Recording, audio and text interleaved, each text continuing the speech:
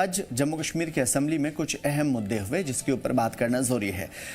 Cabinet मंत्री सतीश शर्मा ने शराबबंदी का बिल लाया था। उसके अलावा सज्जाद शाहीन साहब ने रिजर्वेशन के मुद्दे पर एडजेंट मोशन लाने की कोशिश की थी। वहीद रहमान पर्रा साहब भी कुछ लेकर के इस तरीके से आए। बहुत सारी ऐसी बातें जो बताना जरूरी है। आज जिस तरीके से शराबबंदी पर सतीश शर्मा ने कहा कि जम्मू कश्मीर में सबसे ज्यादा शराब की दुकानें सरकारी अफसरान के साथ लीडरान की है। समझ रहे हैं आप इस बात को? लीडरान जो नेता टाइप लोग हैं या फिर नेता हैं, अवाम के चुने हुए नुमाइंदे हैं, उनकी जो शराब की दुकानें हैं वो ज्यादा है। तो यानी कि ये जो दुकान शराब की आपको दिख रही है, इसकी मोटी और गाढ़ी कमाई इन नेताओं की जेब में जाती है। भले ही आप इसका इस्तेमाल करें या नहीं करें, भले ही आप शराब की दुकान रहने दें या नहीं दें, भले ही इस चीज को आपकी आइडियोलॉजी मैच करती है या नहीं करती है। उन्होंने कहा कि रेवेन्यू को बढ़ाने के लिए टूरिज्म के शोबे में फोकस करना चाहिए और शराब से कमाए जाने वाले जो विकल्प हैं यानी अल्टरनेट, उसे ढूंढना चाहिए।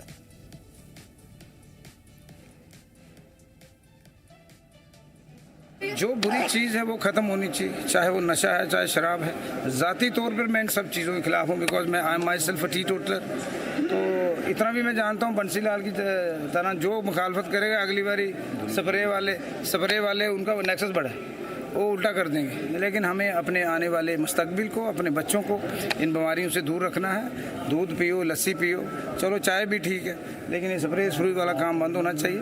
हालांकि इससे रेवेन्यू आता है और बड़ी चीज़ है। रेवेन्यू के लिए आप और अच्छे काम कर सकते हैं। टूरिज्म को और बढ़ावा दो, बॉर्डर टूरिज्म को दो, स्पोर्ट्स को दो।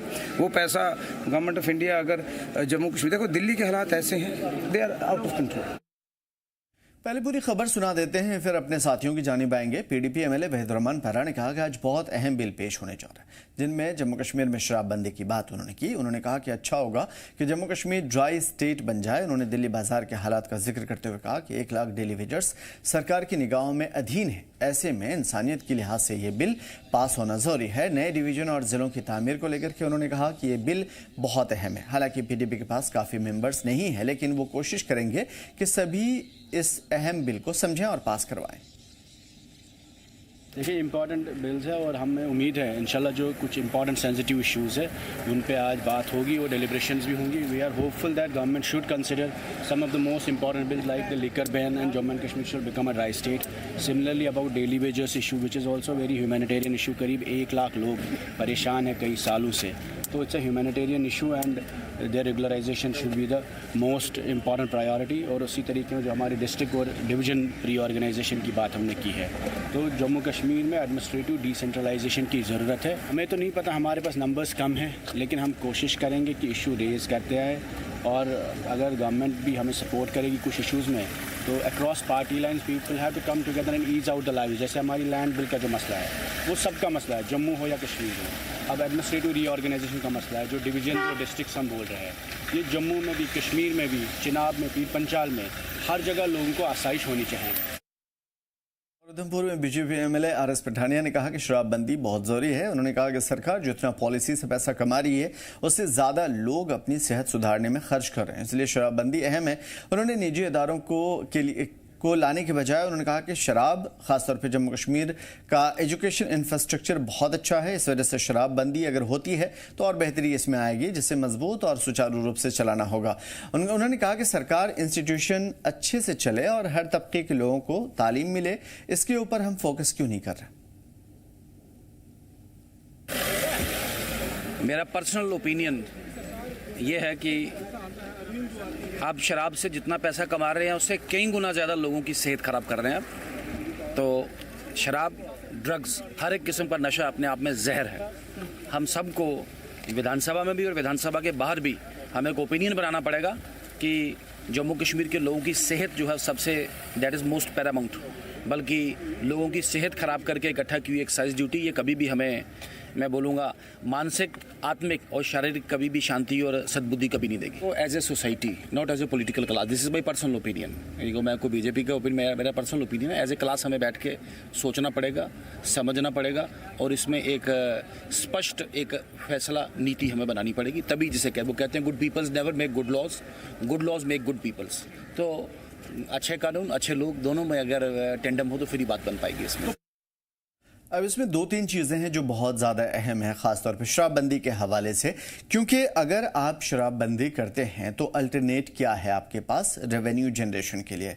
नंबर 2, जो लोग पीने के हक़ में हैं, जो लोग बेचने के हक़ में हैं, जो लोग स्टोर करने के हक़ में हैं और इसके ज़रिए जिनको जिनको रोज़ी रोटी मिलती है, उनके लिए क्या प्लान किया गया है। देखिए, शराब आप हो सकता है दीनी एतबार से, मजहबी एतबार से, धार्मिक एतबार से या आइडियोलॉजिकल आप ये कहें कि ये बंद होनी चाहिए, लेकिन आपको ये भी सोचना होगा कि इससे एक बड़ा जरिया या रेवेन्यू का एक बड़ा जरिया स्टेट के अंदर इसी चीज से आता है। तो क्या इसके अलावा आपके पास अल्टरनेट है? नंबर 1। और यही वजह है कि हम प्रॉब्लम नहीं बताएं। अगर हम असेंबली के अंदर प्रॉब्लम पेश कर रहे हैं तो उसका सॉल्यूशन क्या सरकार के पास है? नहीं। क्या अपोजिशन के पास है? नहीं। क्या सॉल्यूशन पेश किया गया है? नहीं, अब तक तो नहीं। तो इन तमाम तर चीज़ों को देखना बहुत ज़्यादा ज़रूरी है। और जिस तरीके की अपोजिशन ने अपनी विचारधाराएं रखी हैं या अपनी बातें रखी हैं इन तमाम तर चीज़ों में, क्या उसमें सॉल्यूशन है? उनका ये कहना है कि भाई आप जो ऑफ बीट टूरिस्ट डेस्टिनेशन है उनको आप बढ़ावा दो। क्या इससे पहले कोशिशें नहीं हुई है, लेकिन क्या हो पाया?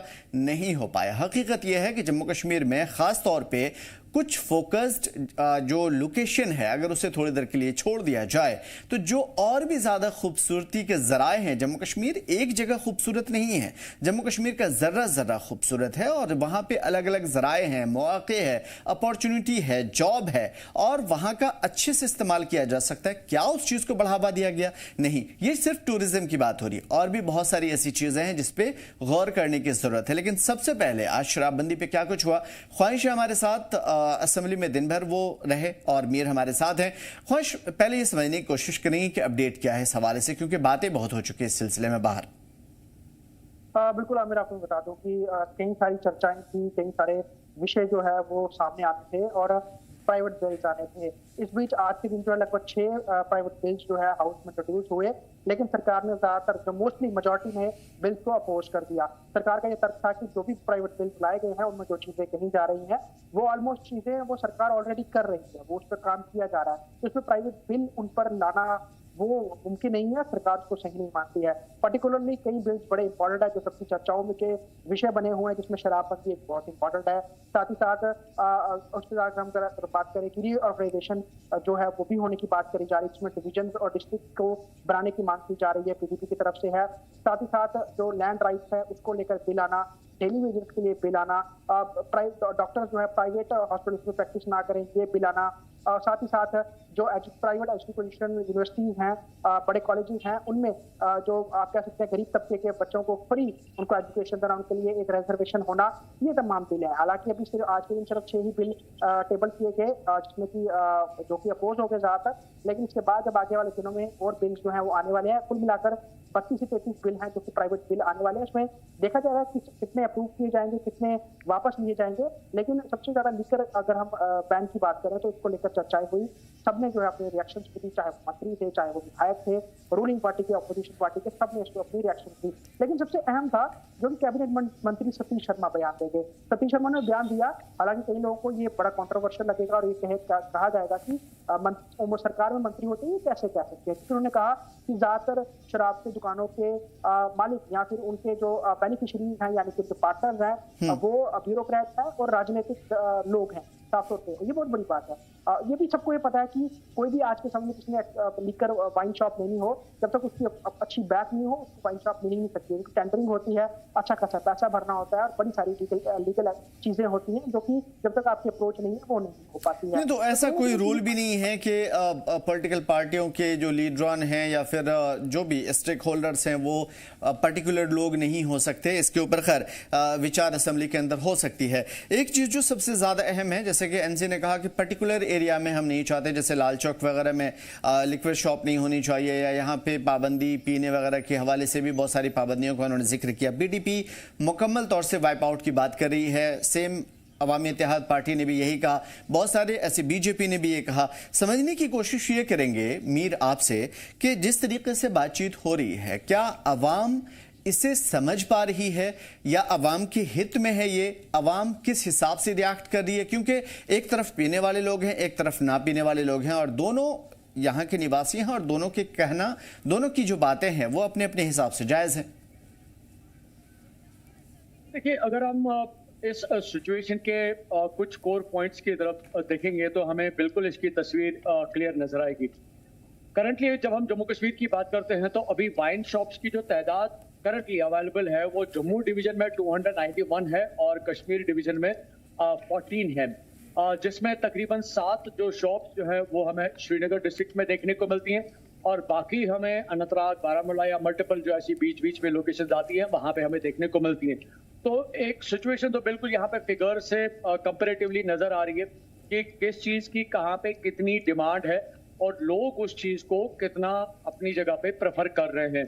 तो जो फिगर्स मैंने आपके साथ शेयर किए ये तकरीबन ऑफिशियल फिगर्स है, जहां पे हमें जम्मू में 291 शॉप्स जो है एटलीस्ट देखने को मिल रही है जहां पे वाइन बेची जाती है। और जब हम कश्मीर डिवीजन की बात करते हैं तो एटलीस्ट हमें फिगरेटिवली 14 शॉप्स जो है देखने को मिल रही है। तो जो प्रेफरेंस जो है वो ऑब्वियस बाय फिगर जब हम देखते हैं एक सिंपल मेथड के जरिए तो हमें नजर आता है कि जम्मू में वाइन की ज्यादा प्रेफरेंस देखने को मिल रही है। बट एज ऑफ नाउ जिस तरह से हम पूरे जम्मू कश्मीर की बात कर रहे हैं, जिस तरह से असेंबली में भी आज जिक्र किया गया कि जम्मू कश्मीर में लिकर को बैन किया जाना चाहिए, तो शायद ये जो 2 फिगर्स मैंने आपके साथ शेयर किए शायद बिल लाने से पहले इन दोनों फिगर्स को भी शायद मद्देनजर रखना होगा, क्योंकि इससे जब हम रेवेन्यू की बात करते हैं एटलीस्ट जम्मू कश्मीर में 1000 करोड़ रुपए का रेवेन्यू ईयरली आता है इससे। और इसका एक मेजर जो पोर्शन है ऑब्वियसली जहां पे ज्यादा फिगर्स या ज्यादा डिमांड या ज्यादा कंजप्शन जो है इसकी देखने को मिल रही है, इसका रेवेन्यू उस पर्टिकुलर रीजन में ज्यादा मिलता होगा ऑब्वियसली। तो किसी भी सूरत में शायद कोई भी रीजन नहीं चाहेगा कि जहां पे उसका एक लार्जर स्केल पे रेवेन्यू जनरेट हो रहा है उसको खत्म किया जाए। लेकिन इस चीज की जब आप बैन की बात करते हैं तो आपके इसके पीछे कई सारे पहलू देखने को मिलते हैं, चाहे आप रिलीजियस एंगल से देखें, सोशल एंगल से देखें, हेल्थ वाइज देखें या इकोनॉमिकली देखें। कहीं ना कहीं पे जब प्रीवियसली भी इस बिल के बारे में बात की गई तो उस वक्त कहा गया था कि अगर जम्मू कश्मीर में लिकर को बैन किया जाता है तो ऑल्टरनेटिव्स कहां से है। 1000 करोड़ रुपए का जो एक रैंडम फिगर हम यहाँ पे शेयर कर रहे हैं जो कि कहीं ना कहीं पे ऑफिशियली दुरुस्त है, अब ये कहां से जनरेट होगा। लेकिन आप ये भी देखेंगे कि जब हम अपनी कंट्री की बात करते हैं तो ये ऐसा नहीं है कि जम्मू कश्मीर एक वाहिद और पहली स्टेट कोई ऐसी या यूटी बनेगी जहां पे हमें लिकर की बैन देखने को मिल सकती है। और रिपोर्टेडली जिस तरह से मेरे पास रिपोर्ट्स है उसमें हमें गुजरात भी देखने को मिलेगा, उसमें हमें बिहार, नागालैंड, मिजोरम ये कुछ ऐसी लोकेशंस हैं जहां पे कुछ लोकेशंस पे मुकम्मल बैन है और कुछ लोकेशंस पे रिस्ट्रिक्शंस हैं। रिस्ट्रिक्शंस इस तरह से है कि जो टूरिज्म स्पॉट्स हैं वहां पे लिकर बेची जाती है लेकिन आपको जनरल मार्केट में लिकर नहीं देखने को मिलेगी। इसके साथ साथ अगर आप देखेंगे तो मणिपुर में भी पार्शियली बैंड है जहां पे जो शराब जो है वो पर्टिकुलरली टूरिज्म स्पॉट्स पे जो है वो बेची जाती है या कहीं पे जहां पे इसकी ज्यादा रिक्वायरमेंट देखने को मिलती है। लक्षद्वीप की बात करें वो भी एक रीजन आता है जहां पे पार्शियली बैन इस वक्त लिकर है। लेकिन जब आप इसके बेनिफिट्स की बात करते हैं, जिस तरह से आज सतीश शर्मा ने भी एक बिल्कुल एक सिंपलेस्ट मेथड में कहा कि कोई भी चीज जो नशे की है उससे इंसान की जिंदगी खराब हो सकती है और उससे बेहतर है कि वो दूध लस्सी पिए, शायद अपनी जिंदगी को बेहतर बना सकते हैं। लेकिन अब यहाँ पे एक मेजर सवाल ये बनता है कि अगर लिकर बैन होता है, जबकि प्रीवियसली भी हमने देखा कि इसके मुतालिक अटेम्प्ट्स हुए लेकिन वो लेटर ऑन फेल साबित हुए। करंटली भी इस बिल को लेकर अभी करंटली बात चल रही है। रिजल्ट क्या होगा, क्योंकि जब प्राइवेट बिल लाई जाती है तो उसमें पहले दिन बात की जाती है, दूसरे दिन उस पर डिबेट और वोटिंग की जाती है, तो ये 2 दिनों का एटलीस्ट इसमें एक सफर जो है एक प्राइवेट ठीक है। एक बड़ी रिपोर्ट ये भी कहती है कि अभी फिलहाल जिन लोगों की जानिब से या जिन पार्टियों की जानिब से लिकर बैन करने की बात चल रही है उन्होंने कहीं ना कहीं इसे बढ़ावा भी दिया है प्रीवियस ईयर्स में। उसके अलावा इससे सरकार के वो लोग जो कहीं ना कहीं सरकार के किसी विभाग में हैं उन्होंने इससे फायदा उठाने की भी कोशिश की है। एक तरफ 2022, 23, 24, 25 तक का जो डेटा है उससे जाहिर हो रहा है कि कहीं ना कहीं इससे फायदा उठाने की इन लोगों ने कोशिश जरूर की है। अब सवाल यह है कि ये जो बात रखी जा रही है असेंबली के अंदर ये अवाम हित में हो सकती है, लेकिन क्या ये अवाम की तरफ से है? क्या इससे जो दूसरे परे हट करके बड़े बड़े मुद्दे हैं क्या उन मुद्दों पे चर्चा हो रही है? अभी तक तो ऐसा नजर नहीं आया। अब इससे पहले जितनी भी मर्तबा लिकर बैन करने के हवाले से बातचीत हुई, और मीर आप जो कह रहे हैं कि चाहे वो गुजरात हो, बिहार हो, नागालैंड हो, वगैरह वगैरह, जितनी भी स्टेट में, ठीक है, ये बात सही है कि वहां पे बैन है, लेकिन उसका आउटकम या उसका जो आउटपुट निकला है, उसका जो रिजल्ट निकला है, वो बहुत ही बिल्कुल अलग निकला है। कुछ फायदे भी हैं, कुछ नुकसान भी है। क्या कोई ऐसी कमेटी तश्कील दी जानी है, या असेंबली के अंदर ख्वाहिश आपको लग रहा है कि ये जो बातचीत चल रही है, कॉन्क्रीट चल रही है, सरकार के पास या अपोजिशन के जो लोग इसकी हिमायत में या मुखालिफत में हैं, वो एक बेहतर प्लान के साथ आ रहे हैं ताकि लोगों की हित, स्टेट के हित और देश के हित को भी सामने में रखा जाए, और लोगों की सेहत को और इलाकाई जो सूरत हाल है, सिचुएशन, उसे भी नजरअंदाज न किया जाए? अगर हम अल्कोहल कंजम्पशन की बात करें तो जम्मू कश्मीर की अगर हम कंपैरिजन बाकी स्टेट्स के साथ करें तो हालांकि इतना बड़ा नंबर नहीं है, इतना बड़ा यहाँ के रेवेन्यू उन दूसरी स्टेट्स के मुताबिक नहीं है। लेकिन अगर आपको मैं बताऊं, जम्मू कश्मीर यूटी बनने के बाद जो नई एक्साइज पॉलिसी आई, उससे जो फिगर्स आना शुरू हुए और जो तब्दीली और जो बाकी यूटीज में जो एक ऐसे मॉडल अपनाया जाता है जो शॉप अलॉटमेंट का, लाइसेंस देने का, वो जब उसको अपनाया गया तो कहीं ना कहीं रिजल्ट सबके लिए चौंकाने वाले थे। एक समय था जहां पर एक्साइज डिपार्टमेंट जो है सिर्फ 100 से 200 करोड़ रुपया ही रेवेन्यू इकट्ठा कर पाता था, और यही एक उनका फिगर नंबर रहता था, और यही कंटिन्यू ऑलमोस्ट चलता रहता था। और जिनके पास दुकानें थी, कंटिन्यू उनके पास ही लाइसेंस रहता था और वही काम करते रहते थे। ऐसे में दुकानदार मोटा मुनाफा कमा जाते थे, सरकारी खाते में नहीं आता था। लेकिन नई एक्साइज पॉलिसी के तहत जब इसको ईयरली बेसिस पे कर दिया गया कि हर साल इसकी टेंडरिंग होगी, नीलामी होगी, और जो बिड करेगा, जो बोली लगाएगा और उसको अच्छी ऊंची बोली लगाएगा तो उसको दुकानें लॉट की जाएगी। ऐसे में सरकार का जो खजाना है वो भरना शुरू हो गया। कुल मिला के जो बताया जा रहा है कि 2000 करोड़, 1 से 2000 करोड़ के बीच में, यानी कि आप 1500 करोड़ से प्लस ही लगा लीजिए, ये रेवेन्यू जो है आना शुरू हुआ यूपी बनने के बाद नई एक्साइज पॉलिसी के तहत। क्योंकि इसमें बड़ी सारी चीजों को लेकर ध्यान भी रखा गया। हालांकि जब दुकानें अलॉट की जाती है इसमें यह देखा जाता है कि जो वाइन शॉप है वो स्कूल्स के पास ना हो, किसी मंदिर मस्जिद गुरुद्वारे के पास ना हो, किसी ऐसी हॉस्पिटल के पास ना हो, ये चीजों को ध्यान देकर ये रिस्ट्रिक्शन भी लगाई जाती हैं। हाईवेज के ऊपर ना हो, ये तमाम चीजें रहती हैं।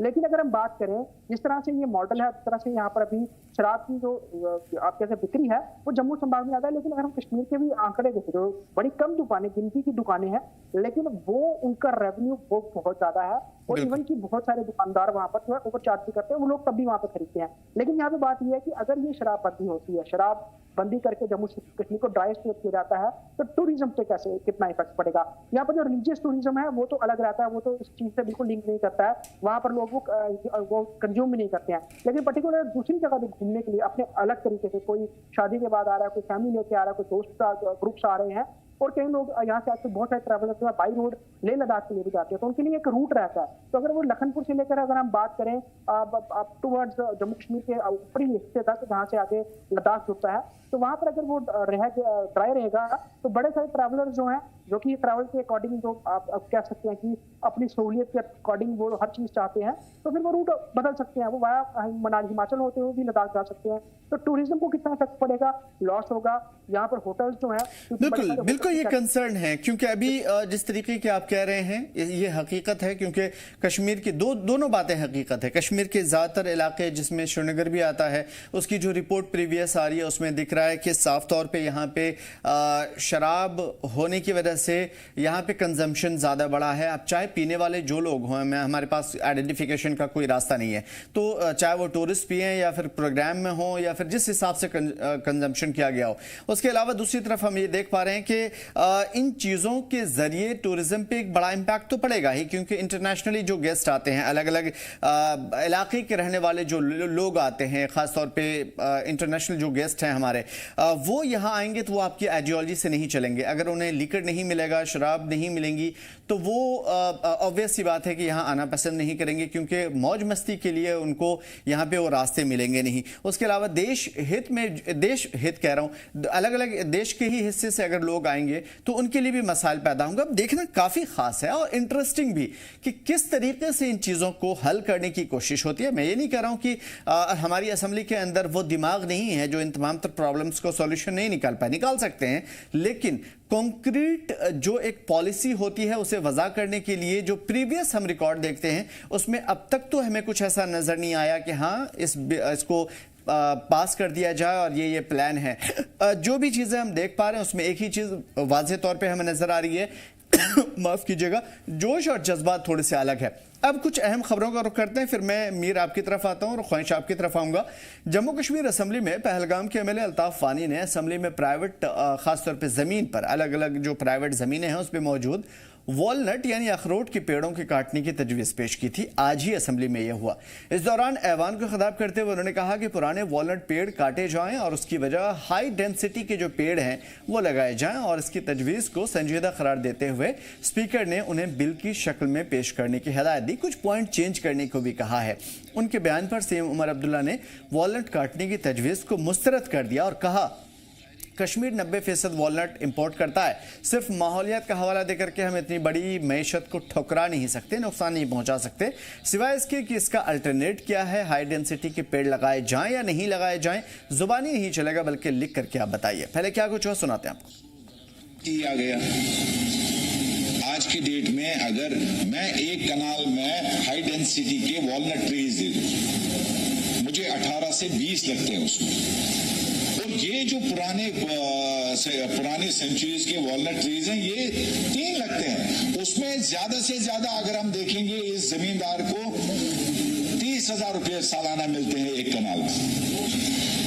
जमीन मेरी, पेड़ मेरा, but citizen I am not allowing to cut it. और दूसरा सबसे इंपॉर्टेंट सर, एक करप्शन का हब बन गया है ऑनेस्टली स्पीकिंग। टू है जिसको भी इसके लिए दरख्त ये अखरोट का पेड़ काटना है उसको कई सारे दरवाजों का इस्तेमाल करना पड़ता है। तो मुझे नहीं लग रहा था कि इसमें कहीं पे बनता है, गवर्नमेंट इसको अपोज कर रही है। आज उधर जम्मू कश्मीर असेंबली में बीजेपी एमएलए बलवंत सिंह मनकोटिया ने मंदिरों के तहफ़्फ़ुज़ को लेकर के भी प्राइवेट बिल पेश कर दिया और सरकार से मांग की कि मंदिरों में खासतौर पे वादी में मौजूद कदीम मंदिरों के तहफ़्फ़ुज़ को यकीनी बनाया जा सके। इससे सयाहत को काफ़ी ज़्यादा फ़रोग़ मिलेगा। और इसका जवाब देते हुए डिप्टी सीएम सुरेंद्र चौधरी ने कहा कि हमारी सरकार मंदिरों की ही नहीं बल्कि मजहबी मकामात के तहफ़्फ़ुज़ को भी यकीनी बनाने के साथ उनके रेनोवेशन को लेकर के बड़े पैमाने पर काम कर रही है। चूँकि वक्त की कमी है इस वजह से इन्होंने क्या बोला ये मैंने आपको बता दिया है। मीर में पहले अखरोट वाले जो मसले हैं उसकी तरफ आने की कोशिश करूंगा। मैं आपसे समझने की कोशिश करूंगा क्या ये वाकई इतना बड़ा मुद्दा है जो असेंबली के अंदर पेश किया गया, जो पुराने कानून थे उसके हिसाब से, और क्या आपको लग रहा है कि लोगों की ये डिमांड है कि अखरोट वाला जो मसला है उसे फौरी तौर पे उसको नई पॉलिसी बनानी होगी? वेल देखिए, अगर हम कश्मीर की बात करें तो वॉलनट बहुत ही एक इम्पॉर्टेंट इंग्रेडिएंट माना जाता है कश्मीर डिवीजन का। और जब आप वॉलनट की बिजनेस की बात करते हैं तो एटलीस्ट हमारे कंट्री का जो 90% जो वॉलनट का जो बिजनेस है वो जम्मू कश्मीर से आता है। ये पहली बात हो गई। सेकंड, जब आप इसकी क्वांटिटी की बात करते हैं तो एटलीस्ट 3.5 जो लाख टन्स जो है वॉलनट यहाँ से बेचा जाता है कश्मीर डिवीजन से। तो ये किसी भी तरीके से, चाहे आप किसी लोकल से, इसमें एक्सपर्ट की राय लेने की ज्यादा उतनी जरूरत नहीं है। अगर आप लोकल से भी पूछेंगे तो शायद वो भी इस बात को डायरेक्टली इनकार करेगा कि वॉलनट को काटना, क्योंकि वो एक आइडेंटिटी को, यानी कि कश्मीर की आइडेंटिटी को काटने के बिल्कुल बराबर है। यही रीजन है कि सरकार की तरफ से जिस तरह से हमें चिनार के पेड़ के हवाले से काफी स्ट्रिक्ट रूल्स जो है या रेगुलेशंस जो है सरकार की तरफ से देखने को मिलते हैं, उसी तरह से चाहे हम मलबरी ट्री की बात करें या अगर हम वॉलनट ट्री की बात करें, ये बिल्कुल कश्मीर की आइडेंटिटी को जाहिर करता है। यही रीजन है कि बड़े स्ट्रिक्ट रूल्स रखे गए हैं ताकि कोई भी इसकी अगर शाख तराशी भी करता है तो एटलीस्ट उसको एडमिनिस्ट्रेटिव डिपार्टमेंट को पहले उसके बारे में इंफॉर्म करना पड़ता है, तब जाके वो वॉलनट ट्री की शाख तराशी करता है। क्योंकि ये ना सिर्फ जम्मू कश्मीर की इकोनॉमी को एक बड़ा बूस्ट देता है कंटिन्यूअसली इन अ स्टडी मैनर, हालांकि ये सीजनल या मौसम के साथ भी कनेक्टेड है, बट जिस तरह से एक रिवायती तौर पर वॉलनट एक पहचान है कश्मीर डिवीजन की, तो उस जमीन में इस चीज को काफी सीरियसली लिया गया। यही रीजन है कि बिल्कुल इन नो टाइम इस बिल को रिजेक्ट किया गया। जिस तरह से हमने स्टेटमेंट्स और सूरत हाल इसकी देखी, तो कहीं ना कहीं पे जैसे ही वॉलनट का जिक्र आज असेंबली में हुआ और उन्होंने काटने की इसमें जिक्र की,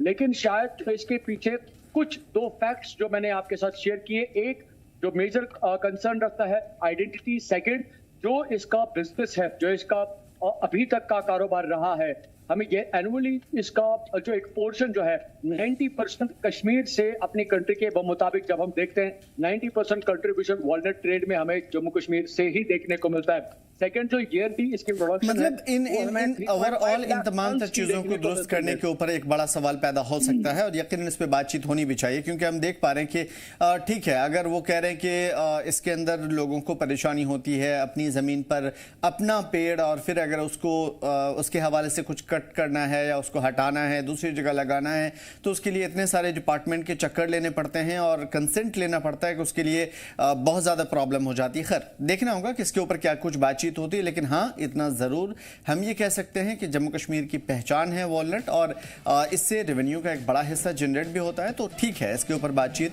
बहुत जरूरी है। देखना आगे क्या खास होगा है इसके ऊपर भी हमारी नजर बनी रहेगी। एक बड़ा मुद्दा जो हमने आप सभी के सामने में जिक्र किया ख्वाहिश कि अभी जिस तरीके से रेनोवेशन की बात हुई, मंदिरों के रेनोवेशन की बात की जा रही है, दूसरी तरफ एनसी का कहना है कि मंदिर ही क्यों, जो हेरिटेज है हमारा खासतौर पे मस्जिद या तमाम तर मज़ाहिब के जो मकामात है, हेरिटेज है, इबादत गाह है, उसके भी रेनोवेशन और उसके भी तहफ़्फ़ुज़ की बातचीत होनी चाहिए। इस हवाले से क्या कुछ देख पा रहे हैं आप? ये बिल जो है वो बलवंत सिंह मनकोटिया के द्वारा लाया गया था और उनका साफ तौर पे मंशा यही थी कि कश्मीर घाटी में जो रिलीजियस मंदिर हैं जो कि जर्जर में हालत में है उनको रिनोवेट किया जाए, उनको उनका जीवन उद्धार किया जाए। तो ऐसे में सरकार ने ये तर्क किया, सिर्फ मंदिरों की बात ही नहीं, हम बाकी रिलीजियस और हेरिटेज जो मॉन्यूमेंट्स हैं उनके लिए भी हम सोच रहे हैं। यकीनन साफ तौर पर अगर हम पिछले कुछ समय से देखें तो कई मंदिरों की जो है सूरत हाल वो सबने देखी है और उसके बाद कंसर्न जगह भी है। और अगर हम इस बार देखें तो कई दशकों के बाद रघुनाथ जी मंदिर जो है वो कश्मीरी डिवीजन में खोला गया और वहाँ पर पूजा अर्चना भी हुई। पर्टिकुलरली टिटवाल में जो शारदा पीठ है वहाँ पर भी पूजा पाठ शुरू हुआ और देखा गया कि बिल्कुल बॉर्डर लाइन के बॉर्डर लाइन पर वहाँ पर ये पीठ है और वहाँ पर जिस तरह से टूरिस्ट भी जा रहे हैं यकीनन इकोनॉमी बूस्ट होती है। एक समय जब कश्मीरी पंडित वहाँ रहते थे बहुत ज्यादा तादाद में मंदिर थे, तो उनका कंसर्न यही था कि मंदिरों को दोबारा से ठीक किया जाए, उनको उस तरह से इनको डेवलप किया जाए, उनको उनका देख रेख की जाए ताकि लोग वहां पर आ सके, पूजा पाठ कर सकें। लेकिन सरकार ने इस चीज को थोड़ा सा एंगल चेंज किया और इसको बाकी चीजों के साथ ही करते कहीं ना कहीं उन्होंने ये बताने की कोशिश की कि बीजेपी के कंसर्न जो है वो मंदिरों के लेकर दिखा रही है, जबकि यहाँ पर और भी रिलीजियस चीजें हैं या फिर हिस्टोरिकल चीजें हैं उनको भी देखा जाना चाहिए। और सरकार ने कहा कि हम उसके लिए काम भी कर रहे हैं। यकीनन बात ये बिल्कुल सही है और बड़ी सारी चीजों को लेकर हम देख रहे हैं सरकार को काम करना होगा, क्योंकि अभी भी यहाँ पर कई सारे पुराने हमारे जो धार्मिक मंदिर है, मस्जिद हैं, यहाँ पर कई ऐसे संस्थान हैं जिनको चाहिए कि जिनकी आप कह सकते हैं कि जिनके बारे में एडवर्टाइज हो, लोगों को पता चले, लोग वहाँ पर आए। कई सारे ऐसे मंदिर जो जम्मू संभाग में भी हैं उनको भी बहुत ज्यादा रेनोवेशन की जरूरत है और बहुत सारी प्रॉपर्टीज यहाँ पे धर्मा ट्रस्ट के अंदर भी आती हैं, उनकी भी प्रॉपर्टीज है, बड़े पुराने मंदिर हैं और वहाँ पर भी अभी हालत ठीक नहीं है। तो कई सारी चीजों को लेकर सरकार पे फोकस करने को कहा गया है और सरकार ने अपनी तरफ से बता दिया कि हम ये काम कर ही रहे हैं और हम आगे भी इसको लेकर जारी रखेंगे। लेकिन पर्टिकुलर बिल को लेकर जो है वो कहीं ना कहीं सरकार ने असहमति दिखाई है और कहा है कि हम ये चीजें हम खुद कर लेंगे, इसको लेकर प्राइवेट बिल लाने की कोई जरूरत नहीं है। जी बिल्कुल, तो ये काफ़ी ख़ास होगा आने वाले दिनों में और ये मुद्दे आज हमने इस वजह से भी रखे क्योंकि इसी पे अब बातचीत होनी है, अब बहस व मुबाहिसा होना है और जाहिर है कि जम्मू कश्मीर की अलग अलग मसाइल के हल के लिए जो कोशिशें चल रही है असम्बली के अंदर उसके ऊपर ही इन तमाम तर चीज़ों का दारोमदार है और स्टेट इसी चीज़ों से चलता है। यही वजह है कि अलग अलग मुद्दों को हम सभी ने शामिल किया। शुक्रिया तमाम तर मालूमात और अपडेट्स के लिए। मीर और ख्वाहिश आप सभी का बहुत बहुत शुक्रिया। फिलहाल इस बुलेटिन में इतना ही, मेरी जो इजाज़त, देखते रहिए ज़ी जम्मू कश्मीर लद्दाख।